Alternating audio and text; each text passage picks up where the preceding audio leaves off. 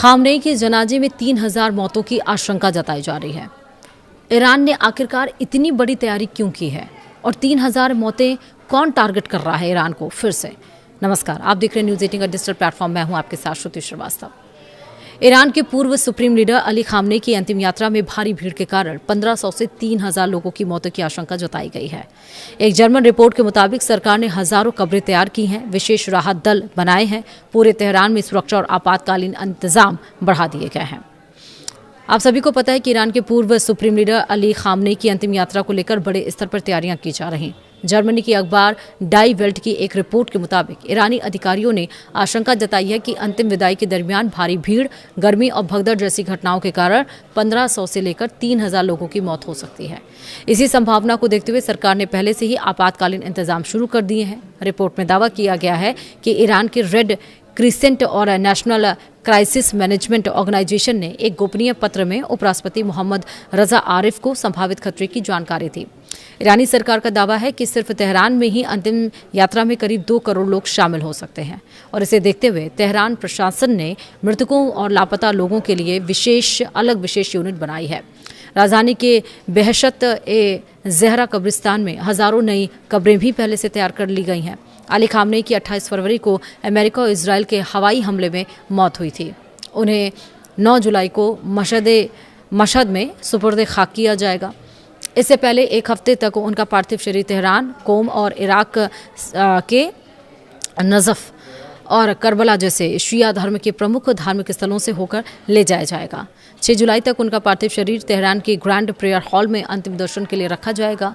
Report के मुताबिक भीड़ को नियंत्रित करने के लिए तेहरान में 24 घंटे मुफ्त मेट्रो और बस सर्विस चलाई जाएगी। हजारों बसें तैनात की गई हैं। स्कूल और मस्जिदों को बाहर से आने वाले लोगों के ठहरने की व्यवस्था के लिए तैयार किया गया है। शहर में सुरक्षा बढ़ा दी गई है और कुछ इलाकों में आवाजाही तथा हवाई सेवाएं पर भी असर पड़ सकता है। बताया गया है कि केवल तेहरान में 3 दिन के कार्यक्रम पर लगभग $1.7 करोड़ खर्च होने का अनुमान है। ईरान इस बार अतिरिक्त सतर्क इसलिए भी है क्योंकि पहले भी बड़े जनाजों में हादसे हो चुके हैं। 2020 में IRGC कमांडर कासिम सुलेमानी के जनाजे में भगदड़ से 56 लोगों की मौत और 200 से ज्यादा लोग घायल हो गए थे। वहीं 1989 में इस्लामिक गणराज्य के संस्थापक आयतुल्लाह रूहुल्लाह खामनेई को जनाजे में कम से कम 8 लोगों की मौत और 11,000 से ज्यादा लोग घायल हुए थे।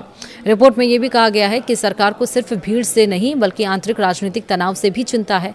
कुछ कट्टरपंथी गुट अमेरिका के साथ हुए हालिया शांति समझौते का विरोध कर रहे हैं और ऐसे में अंतिम विदाई के दरमियान सुरक्षा व्यवस्था को लेकर सरकार कोई जोखिम नहीं लेना चाहती है। तो वहीं ईरान के पूर्व सर्वोच्च नेता अयातुल्ला अली खामनेई के अंतिम संस्कार के लिए राजधानी तेहरान में भारी भीड़ भी जुट रही है। फरवरी में अमेरिका और इजराइल के संयुक्त हमले में खमेनी की मौत के बाद शुरू हुए अंतिम संस्कार समारोह में देश विदेश से बड़ी संख्या में लोग और प्रतिनिधिमंडल पहुंच रहे हैं। पूरे शहर में सुरक्षा के कड़े इंतजाम किए गए हैं और लाखों शोकाकुल लोग उन्हें अंतिम विदाई देने के लिए सड़कों पर उतर आए हैं। इस बीच अमेरिका के राष्ट्रपति डोनाल्ड ट्रंप ने कहा है कि अंतिम संस्कार के दरमियान दोनों पक्ष एक दूसरे पर हमला नहीं करेंगे। उन्होंने भरोसा जताया है कि समारोह खत्म होने के बाद अमेरिका और ईरान के बीच बातचीत का सिलसिला फिर से शुरू होगा। ट्रंप के इस बयान को क्षेत्र में तनाव कम करने की कोशिश के रूप में देखा जा रहा है।